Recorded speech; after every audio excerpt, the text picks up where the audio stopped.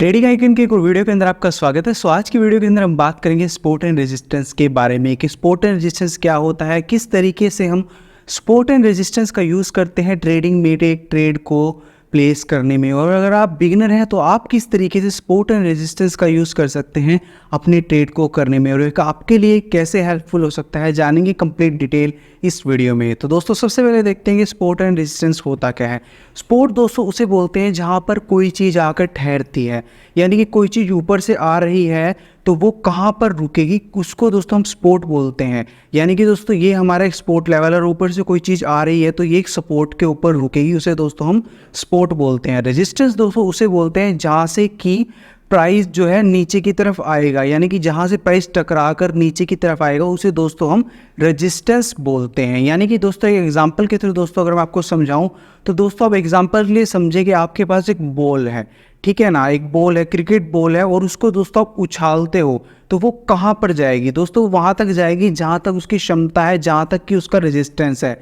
यानी कि दोस्तों अगर आप उस बॉल को छत की तरफ उछालने की कोशिश करें तो वो बॉल दोस्तों छत से टकराकर वापस ज़मीन की तरफ आएगी और ज़मीन पर आकर सपोर्ट लेगी। छत पे दोस्तों उसने क्या लिया, छत पे दोस्तों उसने लिया रेजिस्टेंस। छत से दोस्तों वो बॉल ऊपर नहीं गई, छत से टकराकर नीचे की तरफ गिरी, यानी कि क्या हुआ, बॉल ने छत पर रेजिस्टेंस लिया और ज़मीन पर आकर दोस्तों सपोर्ट लिया। इसी तरीके से दोस्तों शेयर बाजार के अंदर प्राइस भी काम करता है।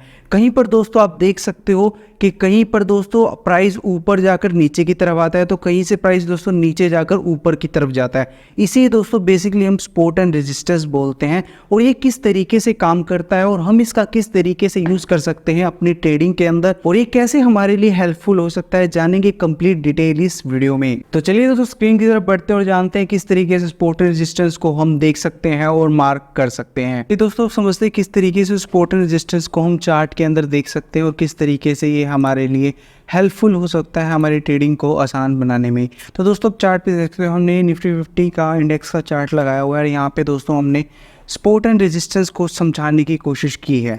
तो दोस्तों बेसिक जो लास्ट ये वाली लाइन दोस्तों जो आपको दिख रही है ये दोस्तों है हमारे सपोर्ट की लाइन और जो ये वाली लाइन है दोस्तों ये है हमारे रेजिस्टेंस की लाइन।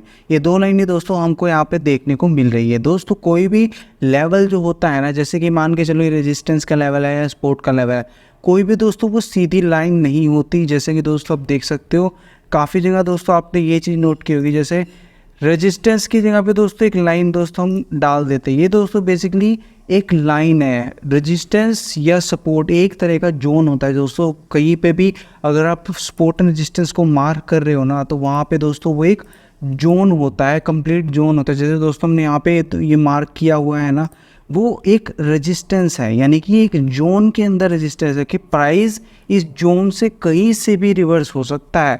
ज़रूरी नहीं है कि भाई प्राइस जो है इसके पास जाके रिवर्स हो या ऊपर जाके रिवर्स हो, कहीं से भी इस पूरे जोन के अंदर जो है सेलर्स बैठे हुए हैं। जो सेलर्स बैठे हो वो कहीं से भी जो है प्राइस को जो है डाउन साइड की तरफ पुश कर सकते हैं, कहीं से भी सेलिंग आ सकती है।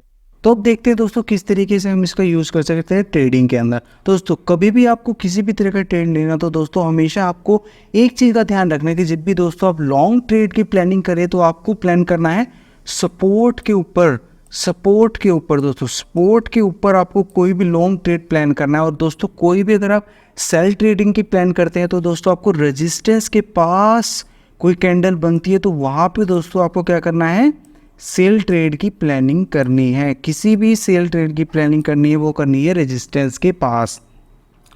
अब दोस्तों इसी जो सपोर्ट एंड रेजिस्टेंस के अंदर काफ़ी अलग तरह के भी सपोर्ट रेजिस्टेंस होते हैं। यानी कि दोस्तों ये तो हो गए मेजर सपोर्ट रेजिस्टेंस जो कि बड़े टाइम फ्रेम के अंदर हो गए। दोस्तों अगर हम आए 15 मिनट के टाइम फ्रेम के अंदर तो दोस्तों यहाँ पर भी आपको काफ़ी सारे छोटे सपोर्ट एंड रेजिस्टेंस देखने को मिल जाएंगे। दोस्तों अभी अगर हम ध्यान से देखें तो यहाँ पे दोस्तों अभी आपको एक छोटा सा सपोर्ट देखने को मिलेगा, एक काफ़ी माइनर सा सपोर्ट है दोस्तों। आप ये देख सकते हो दोस्तों, ये एक क्या हुआ, ये हमारा क्या हुआ, एक सपोर्ट हुआ। जो प्राइस हमारा ऊपर की तरफ है उसके लिए क्या हुआ, एक सपोर्ट हुआ। जो प्राइस हमारा नीचे की तरफ है उसके लिए क्या हुआ, रेजिस्टेंस हुआ। अब मान के चलो कोई प्राइस यहाँ से आया और यहाँ से तोड़ते हुए ऊपर की तरफ चला गया तो ये उसके लिए क्या हो गया, सपोर्ट हो गया, यानी कि अगर प्राइस इसके ऊपर है तो वो तो ये लेवल उसके लिए किसका काम करेगा, सपोर्ट का काम करेगा। अगर प्राइस इसके नीचे है तो उसके लिए क्या काम करेगा, रेजिस्टेंस का काम करेगा। अब दोस्तों अब आप देखना कि प्राइस हमारा इस लाइन के ऊपर है, तो प्राइस यहाँ पे आया, क्या हुआ, सपोर्ट लिया, ठीक है ना, सपोर्ट लिया, सपोर्ट लेके प्राइस क्या हुआ, ऊपर की तरफ चला, ठीक है ना। तो इससे दोस्तों को क्या देखने को मिला कि भाई यहाँ पे एक सपोर्ट का लेवल है। यानी कि दोस्तों आपको कभी सपोर्ट रेजिस्टेंस मार्क करने हैं तो वो आपको बड़े टाइम फ्रेम पे भी मार्क करने हैं, छोटे टाइम फ्रेम पे भी मार्क कर दें। बेसिकली अगर हम बात करें तो सपोर्ट एंड रेजिस्टेंस का काम दोस्तों सिंपली ये है कि जब भी प्राइस कहीं से ऊपर की तरफ जाए एक रेंज बनाकर, तो वो दोस्तों हमारे लिए सपोर्ट का काम करता है। और जब प्राइस रेंज बनाकर या कोई बेरिश कैंडल बनाकर ऊपर से नीचे की तरफ आए तो उसे दोस्तों हम रेजिस्टेंस बोलते हैं। सिंपली दोस्तों इसे हम इसी तरीके से समझ सकते हैं। आई होप दोस्तों इस वीडियो ने आपकी काफ़ी हेल्प की होगी सपोर्ट एंड रेजिस्टेंस को अंडरस्टैंड करने में। दोस्तों अगर आप इस चैनल पर बिगिनर हो तो अभी चैनल को सब्सक्राइब कर दे इसी तरह की इन्फॉर्मेटिव वीडियोस को देखने के लिए। Thank you everyone.